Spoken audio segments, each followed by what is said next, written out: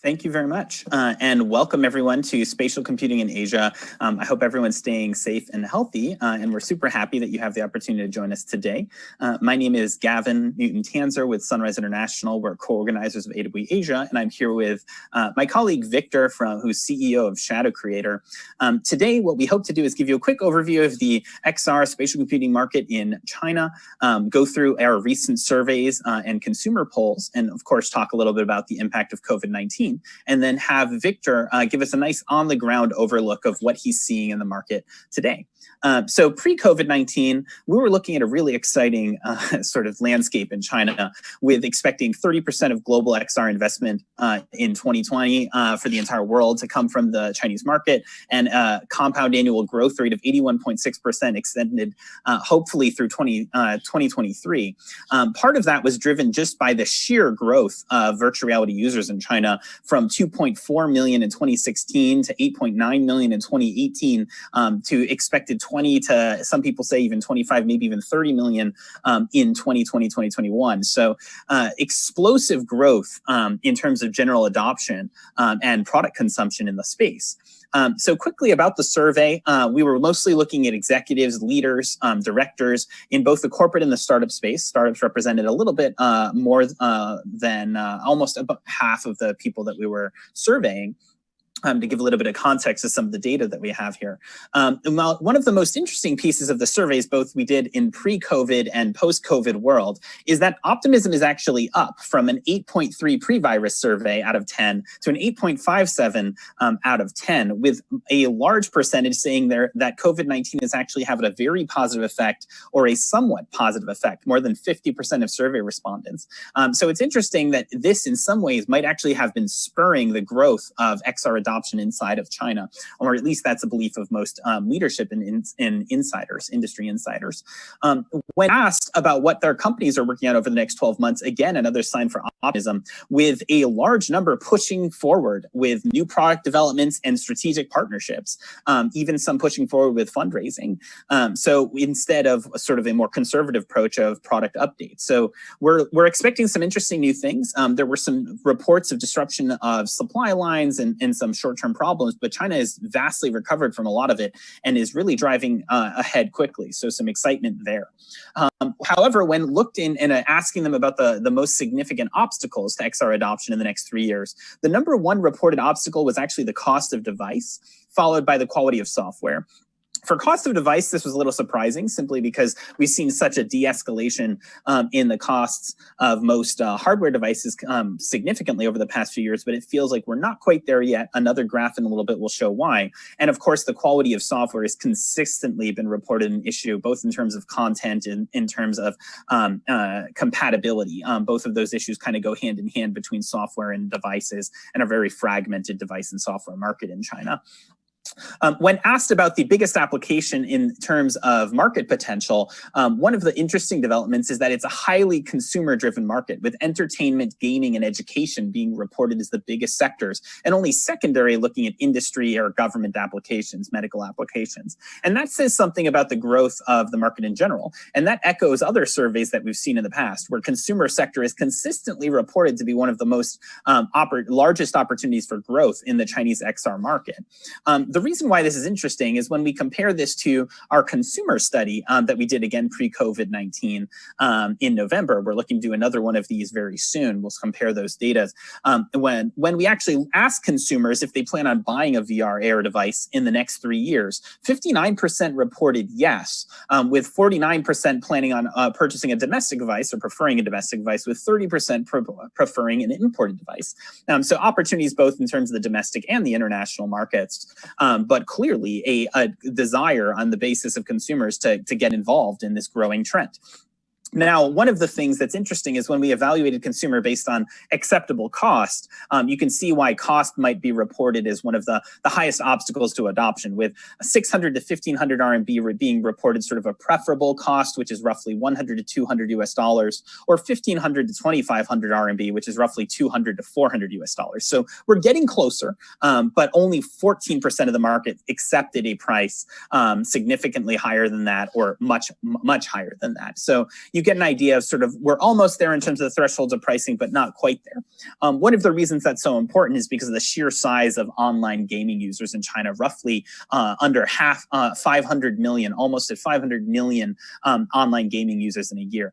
And why that's so exciting is because the fastest and most growing market in the world for 5G happens to be inside of China. And as 5G becomes more prevalent and those gaming users have more access to immersive experiences, we're expecting a pretty significant uptick.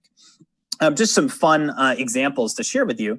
This is an example of Via, a live streamer, a popular live streamer on Taobao, who was able to sell 100,000 AR globes to children in a single session. So it's an interesting sort of cross-section between e-commerce, live streaming, but also augmented reality and education, creating a very interesting sort of dynamic. Another example would be the virtual reality game Virus Popper, which obviously is very relevant in the current times where people are having fun and seeing some sort of basic exploration of games, VR being used for games.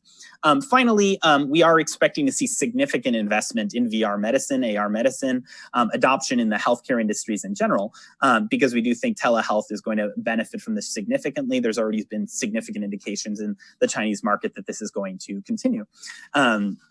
Just as a conduit to our next speaker, one of the first examples that was actually seen at Victor's office was actually a medical use case of AR technology actually looking inside of a human body, which was quite interesting. And without further ado, I'd like to hand it over to Victor, who's going to tell us a little bit about his organization, Shadow Creator, and their work. And then we're going to dive into the state of COVID-19 as he sees it in the market today. So with that, over to you, Victor.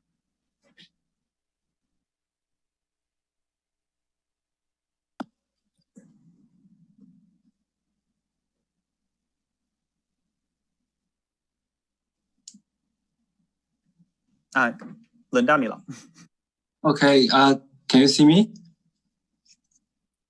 Okay. Hello everyone, I'm Victor from Shadow Creator. Nice to meet you. Let me start with a brief introduction of Shadow Creator and our two upcoming products. Shadow Creator is founded in summer of 2014. We specialize in the basic sciences and products of mixed reality, AI, and semiconductor. The best-selling mixed reality smart glasses in China come from us.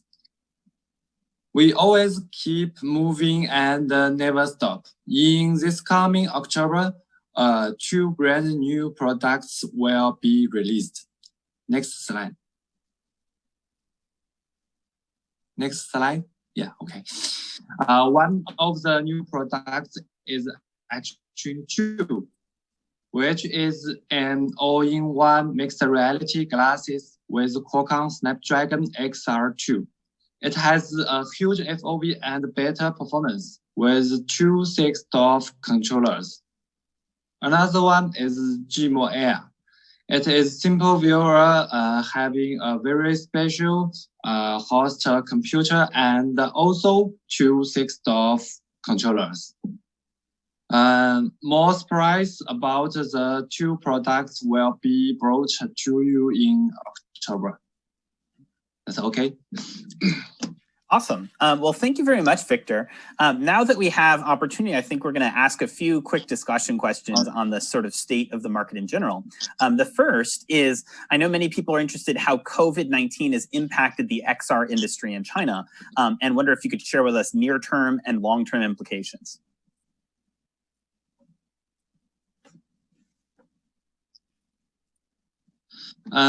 Most businesses suffered a lot. People must stay at home because the lockdowns. Likewise, COVID-19 has an impact on the technology world as well. But there is also a bright side for the XR industry. XR solutions have enabled work from home, distance learning, home-based fitness, immersive entertainment, and networked social interactivity making it a part of the new normal. In addition to enabling rapid medical responses that have been necessary during the onslaught of the pandemic.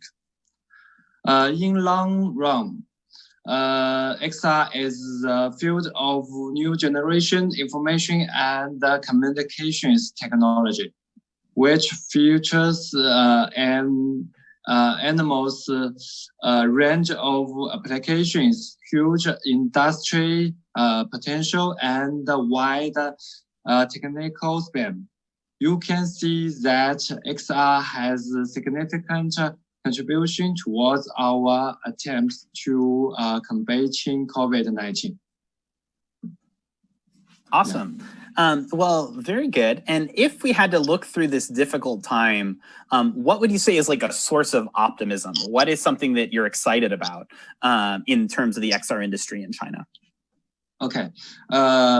One thing is certain, XR is no longer just about the technology. It is about defining how we want to live in the real world with this new technology, and how we will design experiences that are meaningful and can enrich humanity. The stable recovery of China's industrial supply chain and the effectiveness of its control have pushed me to drive forward with my business.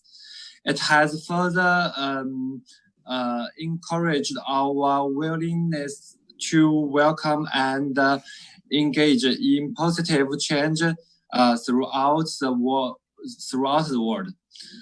Really, China companies such as Shadow Creators' hard work and innovation in the AR field have made this a really huge market more promising. Awesome. And what have you done specifically as a company to respond to COVID-19? Have you changed any internal processes? Okay, we have transformed the way we work to effective respond to COVID-19. Unlike conferencing software between R&D teams and departments help us overcome the isolation of lockdown. However, long term, we want to enable this image, enable digital information to be superimposed and integrated into our physical environment. So we have developed a brand new new holographic conference system based on mixed reality. Just like the movie moment in Star Wars and Kingsman, we are very excited for the great experience we will create with XR devices with Wi-Fi 6 and module 5G. A little spoiler, you can expect to see it in October this year. Excellent. And one last question. How has this impacted your interactions with partners or with suppliers? Okay, meanwhile, we will release our SDK to our partners and hope them to develop more applications based on this technology. Yeah. Awesome. Well, thank you very much, Victor. I just want to encourage everyone, if you haven't already, if you're interested to learn more about the XR spatial computing market in China or in Asia in general, please join us at AWE Asia on August 15th and 16th. Super excited to see more of you. We will hopefully see you in person, if not online, and definitely in the future. So please feel free to reach out. And with that, we open up to any questions that you may have. Thank you very much. Okay, thank you. Bye.